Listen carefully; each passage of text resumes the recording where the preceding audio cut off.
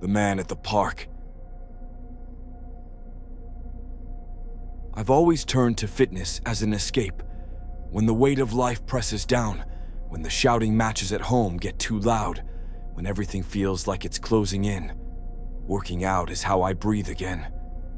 That's why on that sweltering July night, I grabbed my keys and slipped out of the house without a word. The air outside was thick and humid, clinging to my skin like a second layer. Our beat-up white Corolla sat hunched in the driveway like it could barely stand another trip, but it started with a reluctant groan, and I rolled the windows down to let the warm night breeze in. The park wasn't far, maybe a 10-minute drive, but it felt like a different world.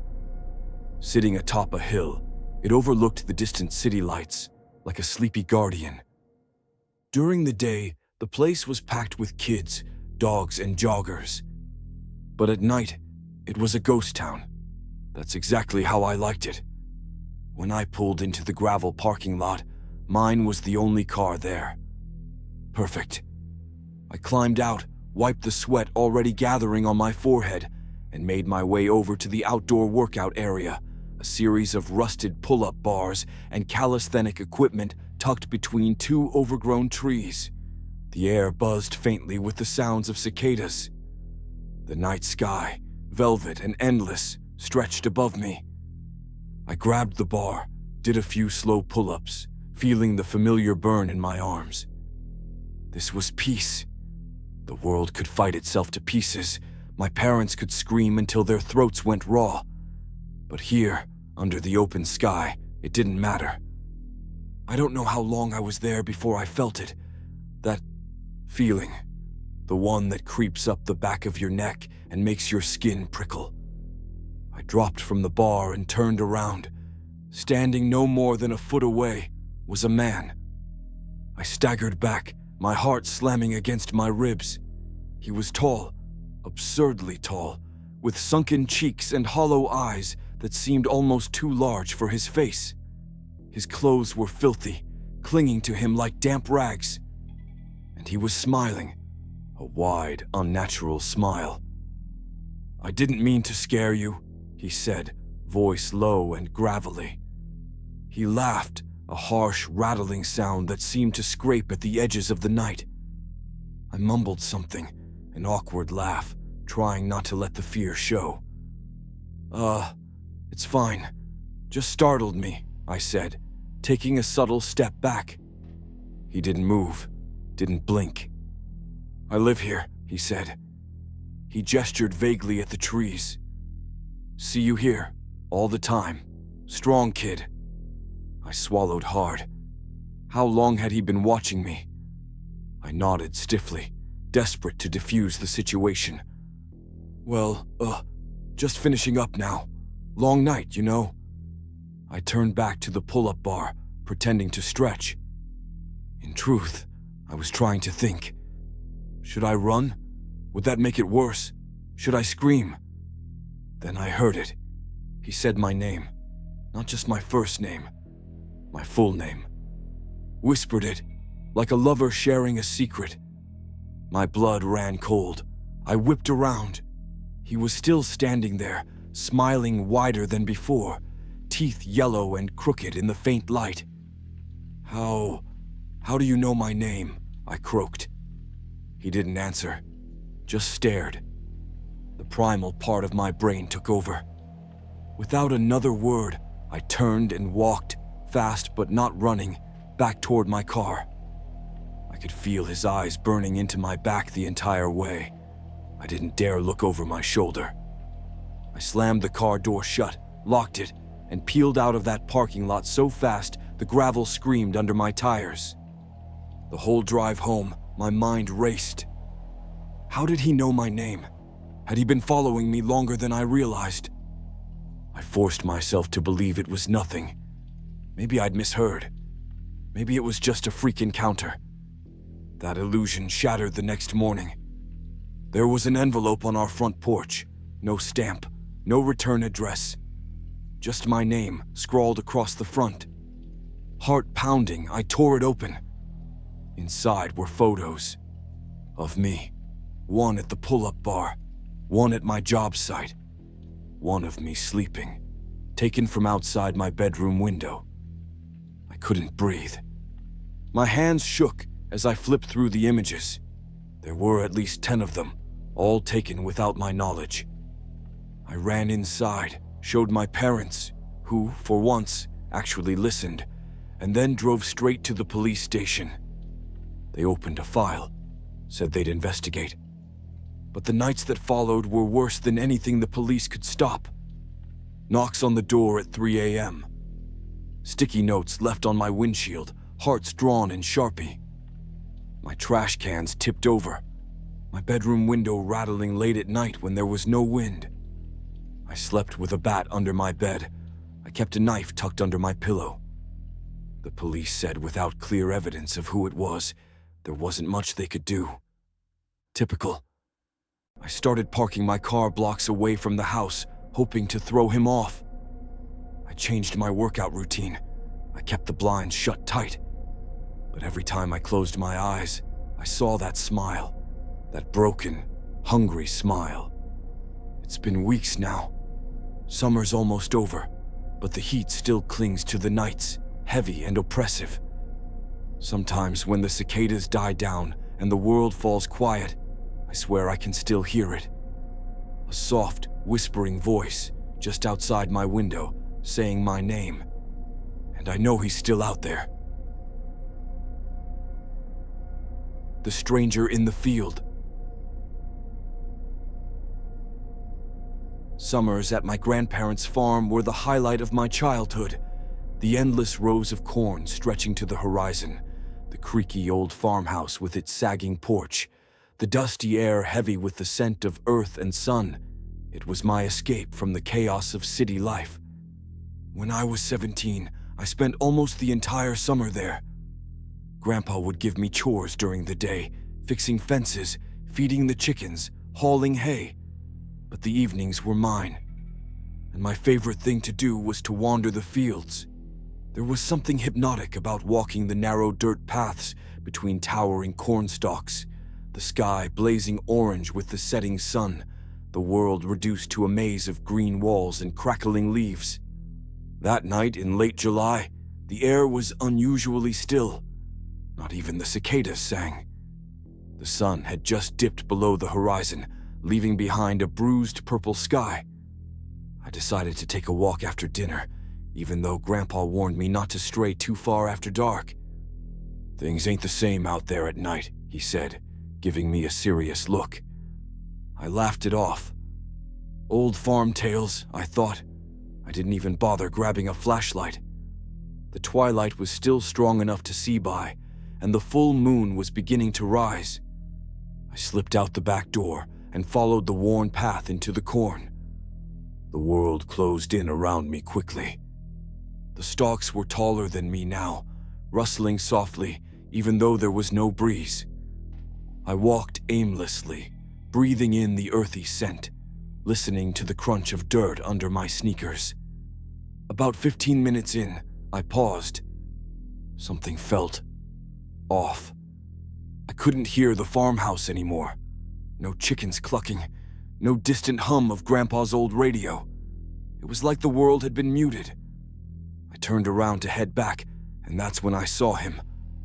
A man, standing about 30 feet behind me, half hidden among the corn. At first, I thought it might be Grandpa, or maybe one of the neighboring farmers.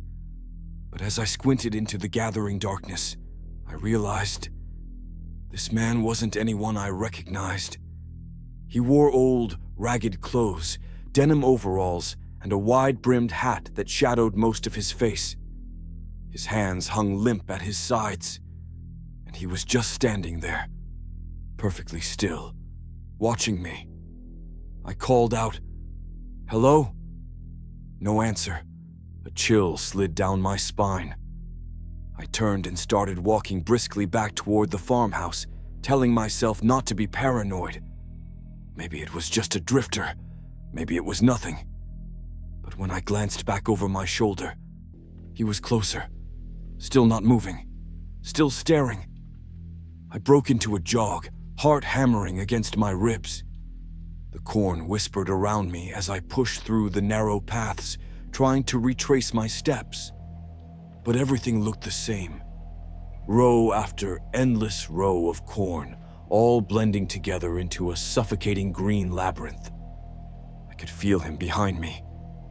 Even though I didn't hear footsteps, I felt him.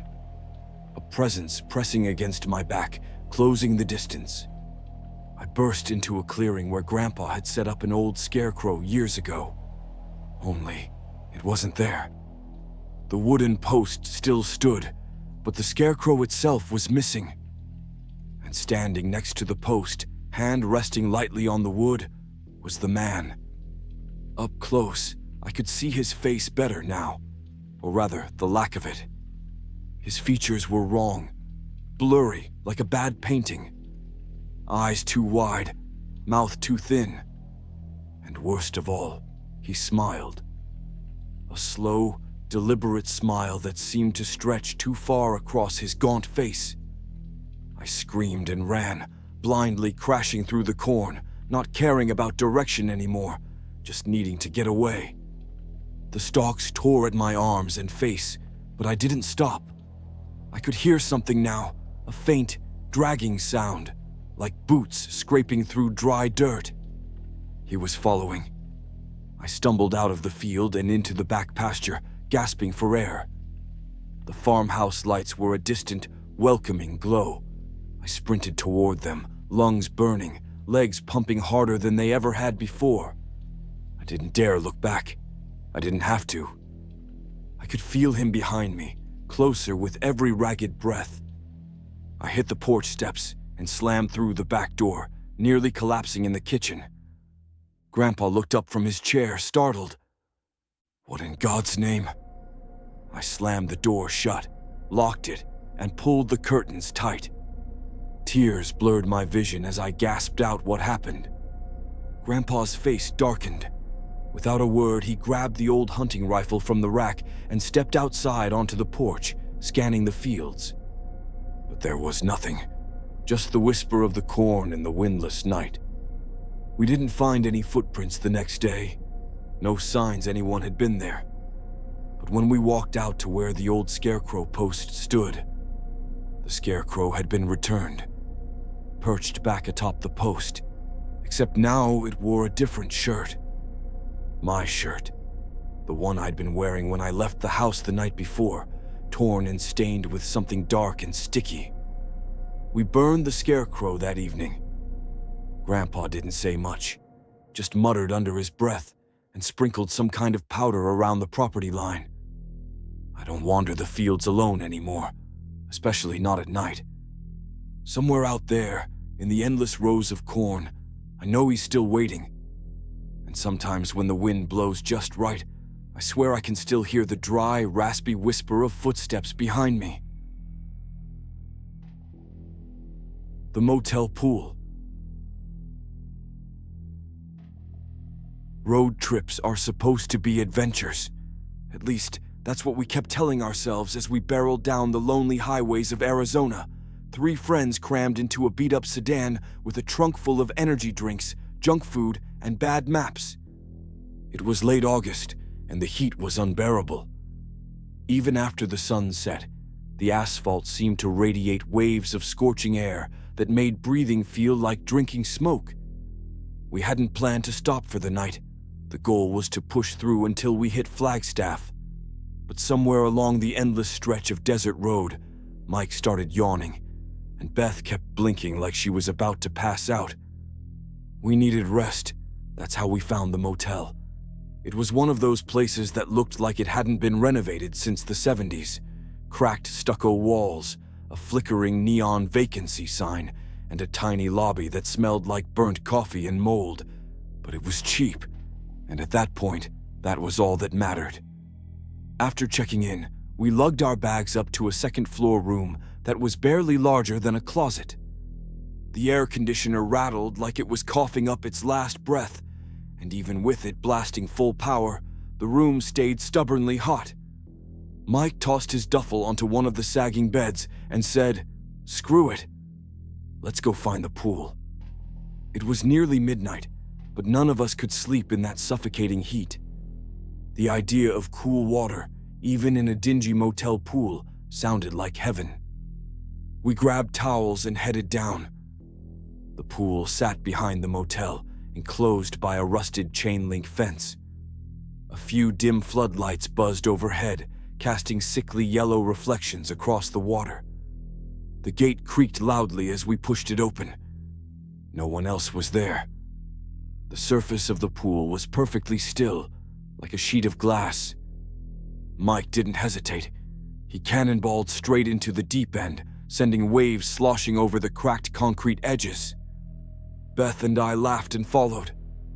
For a while, it was perfect. We splashed and floated, joked about how gross the water probably was, and tried to forget how exhausted we were. But after maybe 20 minutes, Beth stopped laughing. "Hey, do you see that?" she said, pointing toward the deep end. At first, I didn't see anything, just ripples from our splashing. But when the water settled, there it was, a shadow, right beneath the surface, motionless. It looked like a person, arms outstretched, hair floating like seaweed. Mike dove down to check. He came up seconds later, coughing. "There's nothing there," he said, laughing it off. "Probably a stain or something." Beth didn't look convinced. Neither did I. We tried to shake it off, tried to keep joking, playing, pretending the unease wasn't settling over us like a wet blanket. Then the floodlights started flickering, not just a random blink. They pulsed, on, off, like a heartbeat. And then we heard it. A voice. It was faint, almost like it was coming from underwater. "Get out!" Mike froze mid-splash. Beth grabbed my arm so hard her nails dug into my skin. We didn't wait. We scrambled out of the pool, grabbing our towels and flip-flops without even bothering to dry off. As we stumbled toward the gate, an old man appeared from the shadows. He was wiry and bent, with skin like sun-baked leather and watery blue eyes. "You kids best get inside," he rasped. "Pool's not safe after dark." I opened my mouth to ask what he meant, but one look at his face told me he wasn't kidding. We hurried back to our room, bolted the door, and sat there dripping and shivering despite the heat. None of us slept much. The next morning, bleary-eyed and still shaken, we decided to check out early. As we passed the pool, I noticed something I hadn't seen the night before. A faded bronze plaque nailed to the fence. I wiped away the dust and read it out loud. "In memory of Allison Grace, 1995 to 2017. Forever young, forever missed." Beth went pale.